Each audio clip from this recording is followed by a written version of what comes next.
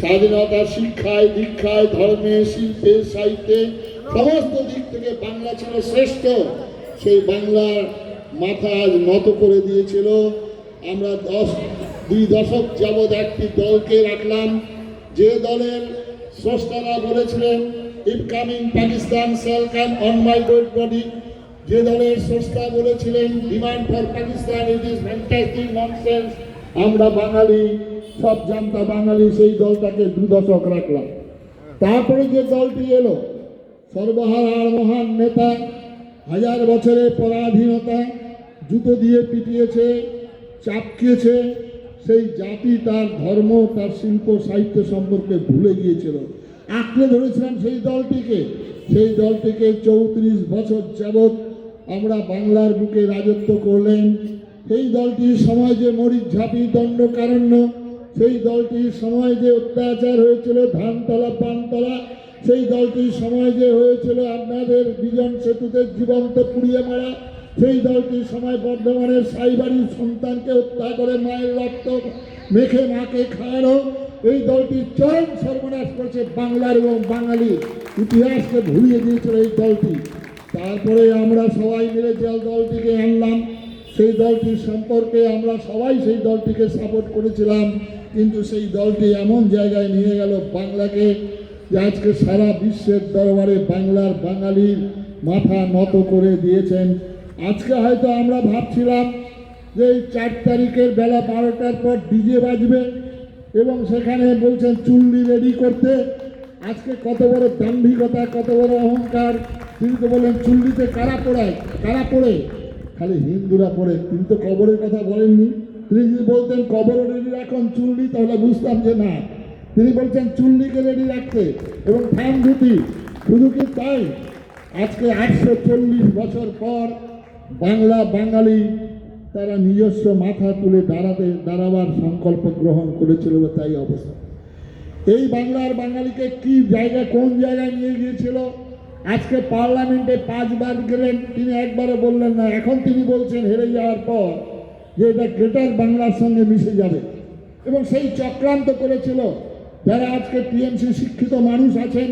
একবার চিন্তা করুন, বইগুলোতে শুরু করলেন প্রথম বইগুলোকে চেঞ্জ করার জন্য আম্মা আব্বা চাচা চাচি ফুপা ফুপি। কেউ বলেনি এটাকে, এর জন্য কেউ আন্দোলন করেনি। কত বড় চক্রান্ত, কত বড় সুপরিকল্পিতভাবে তিনি এটা করলেন। তারপরে বললেন তিনি বাংলাদেশের যে স্লোগান, সেই স্লোগান নিয়ে এলেন জয় বাংলা। ভারতবর্ষের স্লোগান বন্দে মাতরম। এই বন্দে মাতরম মৃত্যুঞ্জয়ী মন্ত্র। এই বন্দে মাতরম নিয়ে আমার দেশ স্বাধীন হয়েছে। হাসতে হাসতে ফাঁসির কাস্টে চুম্বন করেছেন, বুকের তাজা রক্ত ঝলকে ঝলকে ঢেলে দিয়েছিলেন বন্দে মাতরম স্লোগান, সেটাকে পাল্টিয়ে দিলেন। তারপরে মা মাটি মানুষ, এটাও বাংলার নয়। তারপরে এখানে খেলা হবে, এটাও বাংলার নয়। এইটা তারপরে বাংলার অশোক স্তম্ভকে ভুলিয়ে দিয়ে এমন একটা তিনি আরম্ভ করলেন, যে আরম্ভ করলেন ভবিষ্যতে বাংলা এবং বাঙালি এবং বিদেশি এবং আরম্ভ করলেন। তার মানে বাংলার খাদ্য নিয়ে আরম্ভ করেন, যে বাঙালি মাছ ভাত খায়, বাঙালি মাছ মাংস খায়, সেটার জন্য ভুলিয়ে দেওয়ার জন্য নিরামিষ খাওয়ার কীভাবে উচ্চতম আদালতে এখানে নিয়ে যাওয়া হতো। এই বাংলার এই দুরবস্থার জন্য গ্রেটার বাংলা চাই, বাংলা বাংলাদেশের সঙ্গে মিশে যাওয়ার জন্য একটা সুদূর পরিকল্পনা করেছিল। শুধু বাংলা ভাগ নয়, বাঙালি বাংলা আমরা কোথায় যেতাম একবার সেই কথা চিন্তা করুন। আজকে আমাদের বিরাট দায়িত্ব, নিশ্চয়ই সাধু সন্ন্যাসী থেকে আরম্ভ করে সমস্ত মানুষ আজকে একত্রিত হয়ে ভোট দিয়েছেন। সেই সঙ্গে সঙ্গে সাহায্য করেছেন আমাদেরকে যারা, তাদের উদ্দেশ্যে অনেক ধন্যবাদ জানাবো। প্রথম সাহায্য করেছেন এই মুর্শিদাবাদ জেলায় এই ফিরাদ হাকিম, এই মুর্শিদাবাদ জেলায় হুমায়ুন কবির, এই মুর্শিদাবাদ জেলায় তিনি বললেন 70% আর 30%। এটা আমাদের বাঙালি হিন্দুদের কাছে বিরাট একটা বার্তা দিয়েছেন। সেই বার্তায় বাঙালিরা, হিন্দুরা, শিক্ষিত মানুষরা একে অনুভব করার চেষ্টা করলেন। তারপরে যিনি বললেন কলকাতার মহানাগরিক, তিনি বললেন সনাতন ধর্মের জন্মগ্রহণ করা মানে হতভাগা দুর্ভাগা। তাই ইসলামের দাওয়াতি দেওয়ার জন্য তিনি আহ্বান জানাচ্ছেন প্রকাশ্য সভায় সেই সবাই থেকে আজকে আমাদের হিন্দুরা অনুভব করলেন। তারপরে তারপরে আর একটু আমরা ভাবলাম যে ইসলামের দাওয়াতি হয়ে ইসলাম ধর্ম গ্রহণ করেও হয়তো আমরা বেঁচে থাকতে পারতাম। ভাবলাম যে আমাদের হুমায়ুন কবির তিনি 2 ঘন্টা সময় দিয়েছিলেন, 2 ঘন্টা আমি বেঁচে থাকতাম আমরা। কিন্তু তারপরে প্রশাসনের প্রধান ব্যক্তি তিনি কি আহ্বান জানেন, বলে 1 সেকেন্ড আপনাদের 12টা বাজিয়ে দেবে, 13টা যদি বাজাতে না চান তাহলে আপনাকে। এটাই কলকাতার শিক্ষিত বাঙালিদের ঘুম ভেঙে গেছে। সুতরাং মা সরস্বতীও কৃপা করেছেন এই বাঁচানোর জন্য। যেহেতু এই বাংলার বুকে জন্মগ্রহণ করেছেন ঠাকুর রামকৃষ্ণ, বিবেকানন্দ, ঋষি অরবিন্দ, জন্মগ্রহণ করেছেন প্রণবানন্দ, বাংলার হাজার হাজার মানুষ যারা ফাঁসি কাস্টকে চুম্বন করেছিলেন, যারা আন্দামান জেলে আজও রয়েছে, তাদের আত্মাগুলো কাঁদছে। এমনতর স্বাধীনতার জন্য তো আমরা প্রাণ বিসর্জন করিনি। আজকে সেই আত্মার প্রকাশ সভায় সেই আত্মার ঊর্ধ্ব গগন থেকে কেঁদেছিল যে বাংলার বাঙালির শ্রেষ্ঠ 2 জন। আজও আমরা জানতে পারলাম না নেতাজি সুভাষচন্দ্র বোস, যে আজকে স্বাধীনতার জন্য, ভারত মায়ের শৃঙ্খল মোচনের জন্য তিনি পাড়ি দিচ্ছেন, তার জন্মদিন আমরা জানি, মৃত্যু রহস্য আজও জানতে পারলাম না। আর একজন বাঙালির হৃদয় সম্রাট, হয়তো অনেকে আমাকে বলেন, অনেকে বিভিন্ন লোককে বলেন, বাংলার যদি হৃদয় সম্রাট থাকেন, একজনই বাঙালির হৃদয় সম্রাট, তিনি হলেন শ্যামাপ্রসাদ মুখার্জি।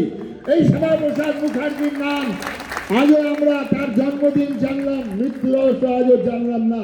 যে শ্যামাপ্রসাদ মুখার্জির জন্য আজকে এক বিধান, এক নিশান, এক প্রধানের জন্য কাশ্মীরে গিয়েছিলেন। আজ যারা বলেন গান্ধীজিকে হত্যা করেছেন নাথুরাম গডসে, আজকে যারা চিৎকার করেন তাদের উদ্দেশ্যে বলি, আপনারা পাল্টা প্রশ্ন করুন যে আজকে নেতাজি সুভাষকে কে হত্যা করেছিল, আজকে শ্যামাপ্রসাদ মুখার্জিকে কে হত্যা করেছিল, আজকে লাল বাহাদুর শাস্ত্রীকে কে হত্যা করেছিল। আজকে আপনারা প্রশ্ন করবেন না, আজকে প্রশ্ন করার সময় হয়ে গেছে। তাই ধর্ম সম্পর্কে আজকে আমাদের রবীন্দ্রনাথ ঠাকুর, তার বই নিশ্চয়ই আপনারা প্রত্যেকের ঘরে ঘরে সাজানো আছে, একবার খুলে দেখবেন। ভারত তীর্থ, যিনি বলছেন হে মোর চিত্ত পূর্ণ তীর্থ জাগরে ধীরে, এই ভারতের মহামানবের সাগর তীরে, হেথায় দাঁড়ায় দুবাহু বাড়ায় নবীন দেবতার কথা বলেছেন। উদারনন্দ ছন্দে পরমানন্দে বন্দনা করি তারে, ধ্যান গম্ভীর এই যে ভূধার, নদী জপমালা ধৃত প্রান্তর, হেথায় হারো নিত্য পবিত্র ধরিত্রীরে, এই ভারতের মহামানবের সাগর তীরে এই কবিগুরু রবীন্দ্রনাথ 1905 সালে বঙ্গভঙ্গ আন্দোলন রোধ করেছিলেন। বাংলার মাটি, বাংলার ফল, বাংলার বাতাস, বাংলার বাঙালি ঘরে যত ভাই বোন এক হোক গান গেয়ে তিনি 1905 সালে বঙ্গভঙ্গ আন্দোলন রোধ করলেন।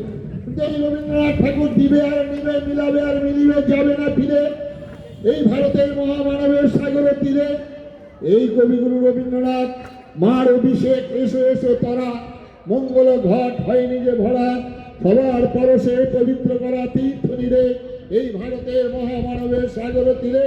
কিন্তু এই কবিগুরু রবীন্দ্রনাথ 1937 সাল একটা বীজ বৃক্ষ রোপণ হয়েছিল। এই কবিগুরু রবীন্দ্রনাথ সব তার কবিতা ভুলে গেলেন। কেন ভুলে গেলেন?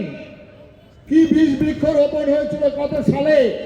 আপনারা যারা এখানে আছেন, যেসব যুবক ভাইরা আছো, মাইকে যারা আমার কণ্ঠ শুনছো, তাদের প্রত্যেককে বলি, ভাই আপনারা বলুন তো কি বীজ বৃক্ষ রোপণ হয়েছিল কত সালে?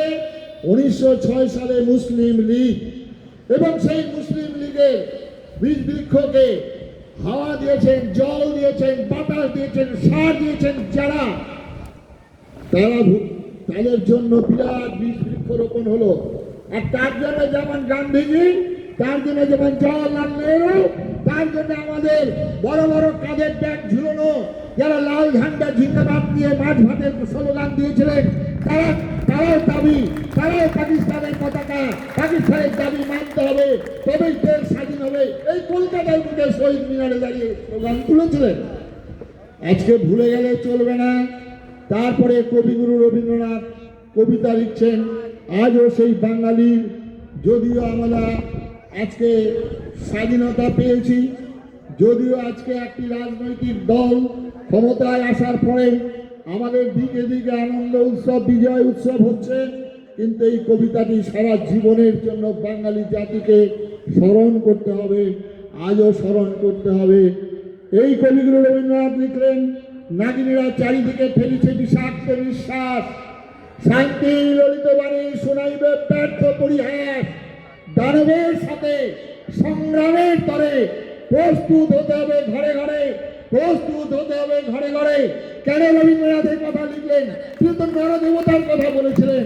রবীন্দ্রনাথ দেখলেন ভয়ঙ্কর দুর্দিন আসছে, তাই প্রস্তুত হওয়ার জন্য তাকে সমাজদার কালী ইশারা কাফি কি নিয়ে প্রস্তুত হবেন, কে দানব, কার সঙ্গে সংগ্রাম করবেন, রবীন্দ্রনাথের এই কবিতার মধ্য দিয়ে বুঝিয়ে দিয়েছেন।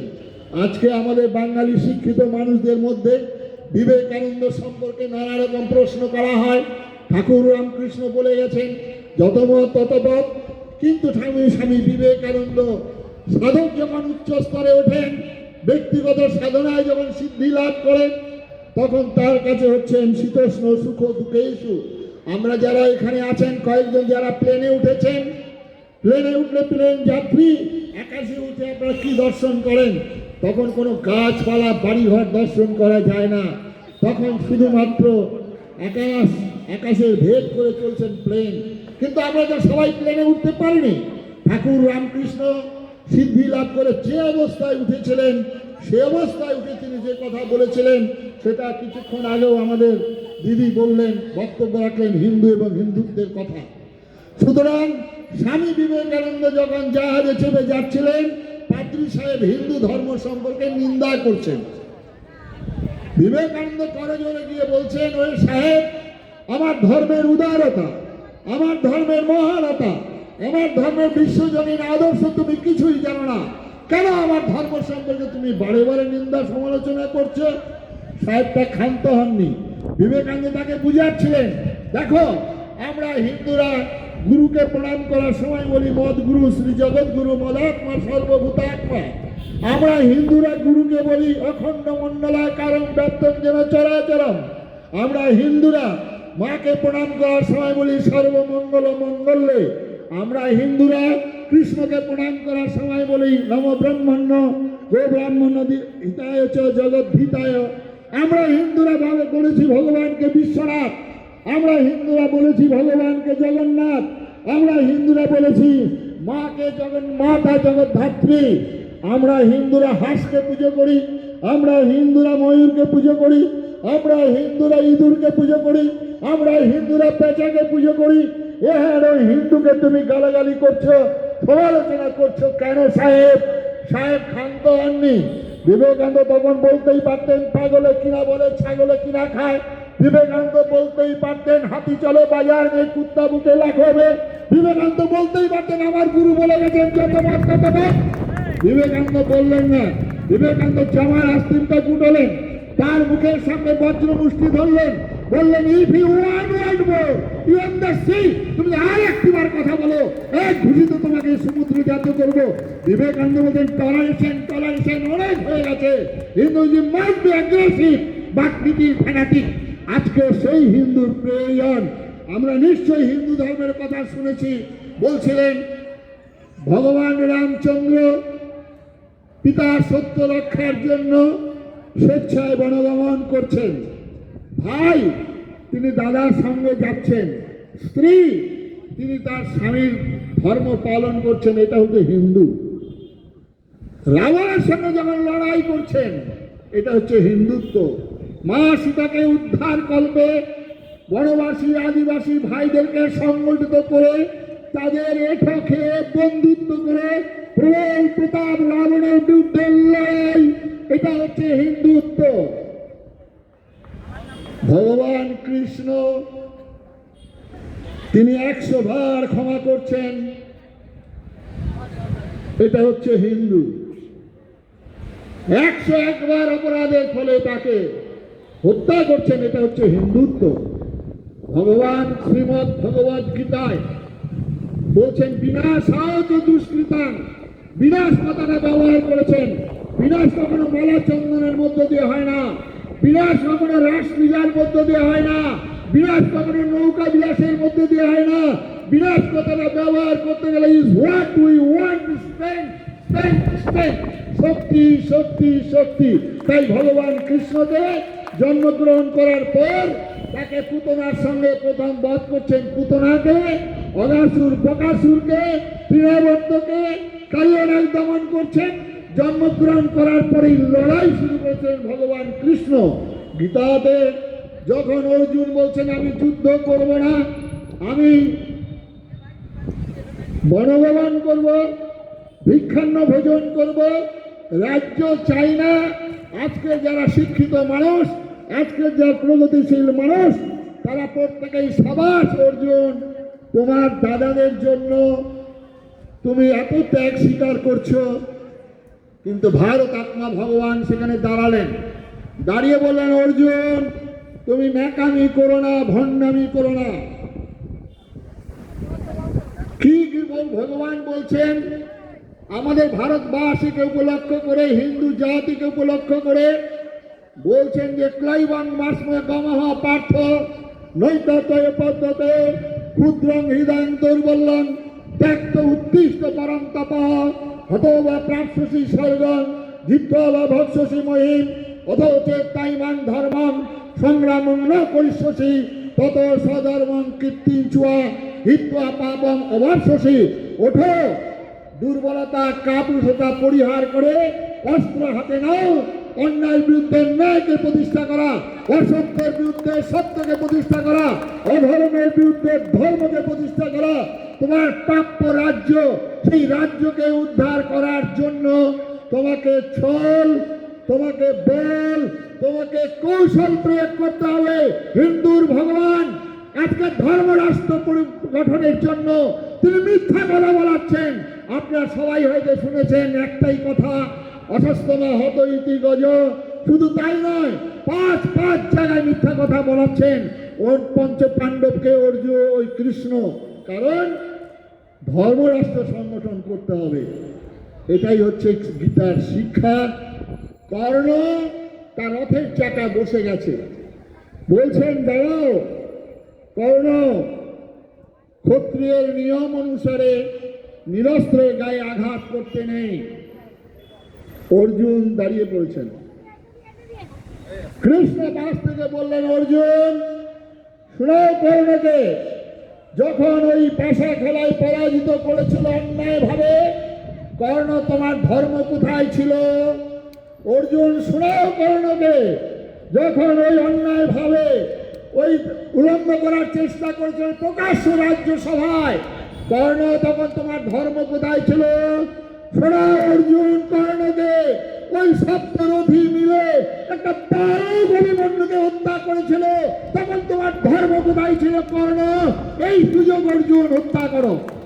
এটাই হচ্ছে শিক্ষা আমাদের ধর্ম থেকে। তাই ভগবান কৃষ্ণের হাতে সুদর্শন চক্র। তাই যারা আজকে জয় শ্রীরাম বলছেন, জয় শ্রীরাম বলার সঙ্গে সঙ্গে রামচন্দ্রের আদর্শকে একটু গ্রহণ করতে হবে। কি রামচন্দ্রের আদর্শ? রামচন্দ্রের আদর্শ বনবাসী গিরিবাসী ভাইদের সঙ্গে সম্পর্ক স্থাপন, তাদের এঁঠো খাওয়া, তাদেরকে বন্ধুত্ব করা। তবে রাবণের বিরুদ্ধে লড়াই করতে পেরেছিলেন রামচন্দ্র। আজকে যারা জয় শ্রীরাম বলছেন, আজকে উত্তরপ্রদেশ চলুন, উত্তর পূর্ব ভারত, সেখানে মিজোরাম, নাগাল্যান্ড, অরুণাচল, আজকে সমস্ত জায়গায় খ্রিস্টানে পরিণত হয়ে গেছেন। বিবেকানন্দ বলেছেন একজন খ্রিস্টান হয়ে যাওয়া মানে সংখ্যা কমে যাওয়া নয়, ভারতের শত্রুতে পরিণত হওয়া। আজকে উত্তর পূর্ব ভারত সব খ্রিস্টান হয়ে যাচ্ছে। কারণ আমাদের যারা শিক্ষিত মানুষ, আমাদের যারা ধনী ব্যক্তি, যারা বড় ব্যবসায়ী, তারা আজকে পাশের বাড়ির আদিবাসী বনবাসী ভাইদের জন্য চিন্তা করেনি, যার ফলে তারা আজকে খ্রিস্টান হয়ে গেছেন। সুতরাং আজকে জয় শ্রীরাম স্লোগান যারা দেবেন, তারা রামচন্দ্রের একটু আদর্শটাও পালন করবেন। আর সেই সঙ্গে সঙ্গে রামচন্দ্রের সর্বক্ষণের সাথী ধনুর্বাণ আপনাদের বাড়িতে রাখতে হবে। ধনুর্বাণ যদি না থাকে জয় শ্রীরাম বলার সার্থকতা হবে না। তাই আজকে ভগবান রামচন্দ্রের যারা বংশধর, যারা স্লোগান গাইবেন, তারা ধনুর্বাণ বাড়িতে রাখার চেষ্টা করবেন। শিবের যদি ভক্ত হন, জয় শিব, জয়, শিবের জয় দিন, হর হর বম বম বলুন, তাহলে প্রত্যেককে 2 ফুটের 2.5 ফুটের একটা করে ত্রিশূল রাখতেই হবে। যদি মা কালীর ভক্ত হন, যদিও যেখানে বাঙালি সেখানে মা কালী, সেখানে পাঠা বলি আর দলাদলি, এটা বিবেকানন্দের কথা। তো মা কালীর যদি ভক্ত হন, তাহলে মা কালীর হাতে ওই টিনের একটা খাড়া দিয়ে নাটকবাজি করলে হবে না, চিটিংবাজি করলে হবে না, একটা জলজন্ত খাড়া প্রত্যেকের বাড়িতে রাখতে হবে, তবেই বাঁচতে পারবেন। তবেই এটা বলেছেন আমাদের রবীন্দ্রনাথ ঠাকুর। আজকে বাঙালি, আজকে মহাপ্রভুর কথা বলা হয়, সেখানে হয় আমরা মহাপ্রভুর বংশধর। মহাপ্রভু কি বলেছিলেন? তিনি সিংহ রাশি, সিংহলগ্ন, সিংহ পুরুষ। এই মহাপ্রভু হুঙ্কার ছেড়েছিলেন, আয় আয় কাঠ ছাটিয়ার মাথা, কোথায় গেলে কাজী বেটা, আজ ভুবন করিব নির্জবন, ধর কাজী মার কাজী, বাংলার জীবন চৈতন্য মহাপ্রভুর আহ্বান আজকে স্মরণ করতে হবে। আজকে সর্বশেষ আমি নজরুল, বিদ্রোহী কবি নজরুলের কবিতা দিয়ে শেষ করব। নজরুল, কালো মায়ের পায়ের তলায় দেখে যারে আলোর নাচন, এই নজরুল হে পার্থ সারথি বাজাও বাজাও তব পাঞ্চজন্য শঙ্খ গানটি গাইলেন। কেন তিনি বললেন গীতার মন্ত্রে জীবন দান? তিনি তো একজন ইসলাম, তিনি তো বলতেই পারতেন বাইবেলের মন্ত্রে জীবন দান, তিনি তো বলতেই পারতেন ফিরাদ হাকিমের মতো ইসলামের দাওয়াতির আহ্বান জানাতেন। তিনি বলেন না, গীতা এমন একটি ধর্মগ্রন্থ, সমগ্র পৃথিবীর মানুষের কল্যাণে নিয়োজিত একমাত্র হচ্ছে শ্রীমদ্ ভগবদ গীতা। শ্রীমদ্ ভগবদ গীতা আকাশের মতো উদার, সমুদ্রের মতো গভীর, সূর্যের মতো তেজদীপ্ত শ্রীমদ্ ভগবদ গীতা। এই শ্রীমদ্ ভগবদ গীতা একজন গৃহী, সন্ন্যাসী, বিধবা, সধবা, বালক, যুবক সবার জন্য শ্রীমদ্ ভগবদ গীতা। পৃথিবীর সমস্ত ভাষায় ট্রান্সলেট হয়েছেন শ্রীমদ্ ভগবদ গীতা। এই শ্রীমদ্ ভগবদ গীতা বাংলার বুকে কানাইলাল দত্ত, তার ফাঁসি হবে, না পেটে ঘুমোচ্ছেন, জিজ্ঞাসা করছেন তোমার প্রার্থনা হচ্ছে একটু শ্রীমদ্ ভগবদ গীতা পড়ব। এই হচ্ছে ভারতবর্ষ, এই হচ্ছে বাংলা। আর সেই শ্রীমদ্ ভগবদ গীতায় নজরুল, এই নজরুল বলেছেন ভয় নাই আর ভয় নাই, জাগিয়া উঠেছে হিমালয় চাপা প্রাচী, গৌরী শিখরে তুহিন ভেদিয়া জাগিছে সব্যসাচী, আজি যে রাজা কালি সে বন্দি। দেখতে পাচ্ছেন তো রাজার কি দাম্ভিকতা, কি হুঙ্কার, কি অহংকার, বলে ডিজে বাজবে, আজি যে রাজা কালি সে বন্দি, রাজার কুটিরে প্রতিদ্বন্দ্বী, কংস কারায় কংস হন্তা, জন্মেছে অনাগতা, তোমার যে বধিবে গোকুলে সে বাড়িছে। এই হচ্ছে ভারতবর্ষের চিন্তাধারা। এই নজরুল শেষ পর্যন্ত কি বললেন?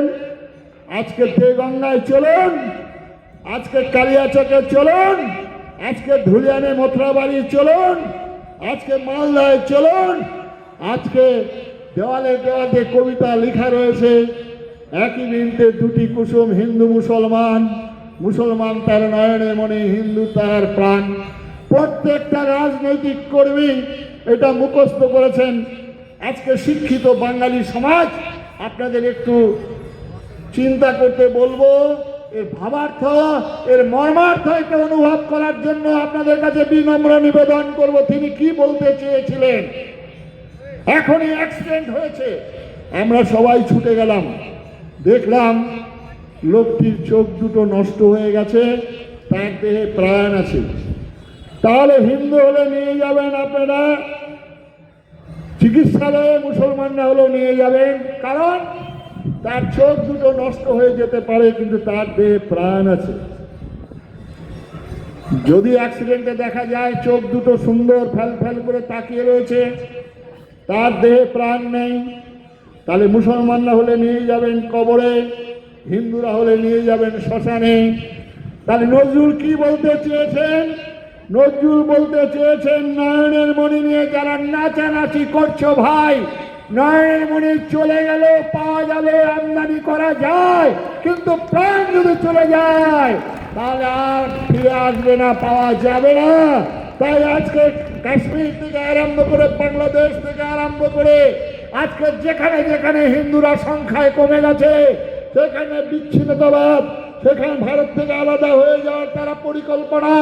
তাই আজকে হিন্দুর সংখ্যাগরিষ্ঠতা বজায় রাখার জন্য ভারতবর্ষের প্রাণ হচ্ছে হিন্দু। তাই বজরং দল, তাই রাষ্ট্রীয় স্বয়ংসেবক সংঘ, তাই বিশ্ব হিন্দু পরিষদ, তাই ভারত সেবাশ্রম সংঘ, তাই হিন্দু মিলন মন্দির, তাই আমরা I am proud call myself Hindu. তাই আচার্য স্বামী পূর্ণবানন্দজি মহারাজ বলছেন আমি হিন্দুকে হিন্দু নামে ডাক দিতে চাই। তাই বন্ধুগণ, ভারতবর্ষের প্রাণ হচ্ছে হিন্দু। যতদিন হিন্দু সংখ্যা গরিষ্ঠ থাকবে ততদিনই এইসব বাণী আমাদের মুখ থেকে বেরোবে, ততদিনই কীর্তন চলবে, ততদিনই রামকৃষ্ণ মিশন, ততদিনই ভারত সেবাশ্রম সংঘ, ততদিনই অষ্টপ্রহর, ততদিনই রামলীলা, ততদিনই শোভাযাত্রা বেরোবে। যখন হিন্দু সংখ্যা কমে যাবে তখন সব বন্ধ হয়ে যাবে। এটা অতি বাস্তব সত্য, এটা ঐতিহাসিক সত্য। সুতরাং আজকে হিন্দু সংগঠনের জন্য আজকে আমাদের প্রত্যেককে রামায়ণ মহাভারত থেকে, রামায়ণ থেকে, গীতা থেকে শিক্ষা নিয়ে আমাদের আচার আচরণের একটু পরিবর্তন করতে হবে। তাই আজকে প্রত্যেককে সনাতনী হিন্দুর যে আদর্শ, সেই আদর্শ একটু বাড়িতেও পালন করবার চেষ্টা করবেন। মুখে বললে হবে না, প্রত্যেক দিন বাড়িতে সন্ধ্যা প্রদীপ, প্রত্যেক দিন বাড়িতে উলুধ্বনি, শঙ্খধ্বনি, ধুনো, প্রত্যেক দিন বাড়িতে ভগবানের নাম। যারা দীক্ষা নিয়েছেন ঠিক আছে, যারা দীক্ষা নেননি তারা অন্তত হরে কৃষ্ণ কৃষ্ণ কৃষ্ণ হরে হরে, হরে রাম রাম রাম হরে হরে এই মন্ত্র। আর প্রত্যেক দিন নিজের মা বাবাকে প্রণাম করবেন। মাতা আমি পার্বতী দেবী, পিতা দেব মহেশ্বর, এই আদর্শকে পালন করলে তবে বাড়িতে সুখ শান্তি নেমে আসবে ভাই। সুতরাং হিন্দুর আচার আচরণও আপনাকে করতে হবে হিন্দু বলার সঙ্গে সঙ্গে, আর হিন্দুত্ব বজায় রাখার জন্য এগুলোকে আপনাকে ধারণ করতে হবে। সেই সঙ্গে সঙ্গে বিদায় নেব। বিদায় নেবার আগে আবার বলে যেতে চাই, ওই বন থেকে জানোয়ার তুলে আনা যায়, জানোয়ারের মন থেকে বন তুলে ফেলা যায় না। যে জানোয়ারকে এনে বসিয়েছিলেন আমাদের কলকাতার, সেই জানোয়ারের মন থেকে তো ইসলামের দাওয়াতই ফিরে যায়নি বন্ধু। আজকে এইটাই মনে রাখতে হবে। যদিও ভারতবর্ষ নানা ভাষা, নানা মত, নানা পরিধান, বিবিধের মাঝে দেখো মিলন মহান। যদিও এটা আমরা গান গাই, এই কবিতা আবৃত্তি করি, এটাই ভারতবর্ষের যতদিন হিন্দু সংখ্যা থাকবে ততদিনই সম্ভব। তাই বিদায় নেব। বিদায় নেবার আগে আবার ডাক দিতে বলে যেতে চাই, শুধু ফুলে নয়নে জলে কাকুতি মিনতি গানে পূজা নেব না তো এবার। সংকল্প করিতে হইবে অসুর বধিবার, তবে হবে বিশ্ব মাঝে বাঁচিবার চির অধিকার। দুর্গম গিরি কান্তর মরু দুস্তর পারাবার, লঙ্ঘিতে হবে রাত্রি নিশীতে। এতদিন সব জায়গায় বক্তব্য রেখেছিলাম যে অঙ্গ জেগেছে, কলিঙ্গ জেগেছে, বঙ্গের পাল্লা ছিল, এবার তো বঙ্গ জেগেছে, এবারে যাত্রীরা হুঁশিয়ার। তাই আজকের স্লোগান, আজকের যারা আপনারা কর্মী আছেন রাজনৈতিক দলের, বিভিন্ন দলের, আজকে প্রত্যেককে চিন্তা করতে হবে, ঘুষ দেবেন না, ঘুষ নেবেন না। দুর্নীতিমুক্ত সমাজ গঠন করার জন্য আপনি আমি সবাইকে এগিয়ে আসতে হবে, শুধু একটা রাজনৈতিক দলের কর্তব্য নয়, সবার দায়িত্ব এটা। তাই আসুন, জম্বুবান, হনুমান, সুগ্রীবের মতো অনেক থাকবে, কিন্তু আপনি তো কাঠবিড়ালি হতে পারবেন। আপনি একটু কাঠবিড়ালি হন, তাহলেই সার্থক হবে। আর আজকে ভারতবর্ষের প্রধানমন্ত্রী এই প্রথম এখানে সাহিত্য ক্ষেত্রে, শিক্ষা ক্ষেত্রে, বিজ্ঞানের ক্ষেত্রে, বিভিন্ন ক্ষেত্রে, খেলাধুলার ক্ষেত্রে, গান বাজনার ক্ষেত্রে পদ্মশ্রী দিয়েছিলেন। এই প্রথম নরেন্দ্র মোদী ভারতবর্ষে প্রাণ, ধর্ম আর সেই ধর্ম এবং আধ্যাত্মিকতার ভিত্তিতে পদ্মশ্রী দিয়েছেন। তাই আমি নরেন্দ্র মোদীজিকে প্রণাম জানাই, শ্রদ্ধা জানাই, কারণ তিনি ভারতবর্ষের যে আত্মা সেটা তিনি বুঝেছেন, সেটা হচ্ছে ধর্ম। আর সেই সঙ্গে সঙ্গে আরেকজনকে আমি শ্রদ্ধা নিবেদন করি। আমি বাঙালি, বাংলার ছেলে। সেদিন ভগবান রামচন্দ্র অযোধ্যায় ফিরে আসবেন। অযোধ্যা নগরী আলোয় আলোয়ময় রোশনাই, আলোর রোশনাই জ্বালিয়ে রামচন্দ্রকে বরণ করার জন্য অপেক্ষা করছেন। রামচন্দ্র এলেন, কৌশল্যা খুব আনন্দিত, আমার ছেলে এসে আমাকে প্রণাম করবে, আমি তাকে বরণ করে নেব। কইকেয়ী মনের দুঃখে সেই অযোধ্যার এক কোণে বসে কাঁদছেন, মলিন বস্ত্র, ছিন্ন বস্ত্র, দেহটি শুকিয়ে গেছেন। আমাকে রামচন্দ্র দেখলে কত গালাগালি করবে, প্রাণ ভরে অভিশাপ দেবে। রামচন্দ্র ধীর পদক্ষেপে যখন অযোধ্যা নগরীতে এলেন, ঘুরে ঘুরে সমস্ত অযোধ্যা মানুষকে দেখছেন। দেখে কৌশল্যাকে তিনি প্রণাম করেননি, প্রথমে প্রণাম করলেন গিয়ে কইকেয়ীকে, বললেন, মা তুমি আমাকে আশীর্বাদ করেছিলে, তুমি যদি আশীর্বাদ না করতে মা, তাহলে আমি বনবাসী, আদিবাসী, গরিব মা ভাই বোনদের জীবনযাত্রা কোনোদিনই অনুভব করতে পারতাম না। তুমি আমাকে প্রাণ ভরে আশীর্বাদ করেছো। কইকেয়ীকে প্রণাম করছেন রামচন্দ্র। আজকে আমি প্রণাম নিবেদন করছি আমাদের পশ্চিমবঙ্গের যিনি দিদি, তিনি যদি আশীর্বাদ না করতেন তাহলে কার্তিক মহারাজ মুর্শিদাবাদের মধ্যেই সীমাবদ্ধ থাকত।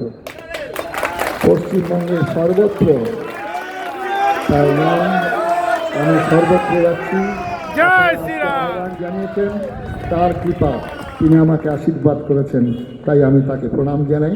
নমস্কার, সবাই ভালো থাকুন। মিডিয়ার সাথে কথা বলবে, একটু মহারাজকে একটু আরাম নিতে দিন, তারপর মহারাজকে একটু বসতে দিন, তারপর মিডিয়ার সাথে কথা বলবে। আচ্ছা, স্বপন দা, তন্ময়, অনিরুদ্ধ, কৃষ্ণা,